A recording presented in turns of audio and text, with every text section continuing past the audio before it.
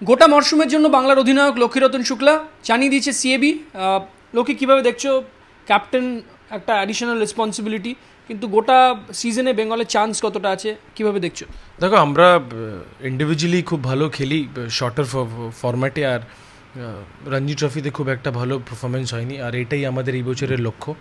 But I am very excited, emotionally খুব আছি, because আর একটা বছর বেঙ্গলকে লিড করার সুযোগ পেয়েছি। It's always great two part of Bengal team as well as a captain. So burden তো থাকেই, বাট আমি এটাই চেষ্টা করব কি সবাইকে বলবো বিন্দাস খেলার জন্যে, just feel free and enjoy yourself, দম লাগিয়ে খেলো। আর বেঙ্গল ক্যাপ ইজ, আমরা জানি কি কতটা ইম্পর্টেন্ট আমাদের জন্য। মনোজ বলো, দাদিও 1-2 বছর ধরে খেলা ছেড়ে দিয়েছে। সো কোথাও না কোথাও মনোজকে আমরা মিস করব, বিকজ ও আমাদের প্রাইম ব্যাটসম্যান টিমের।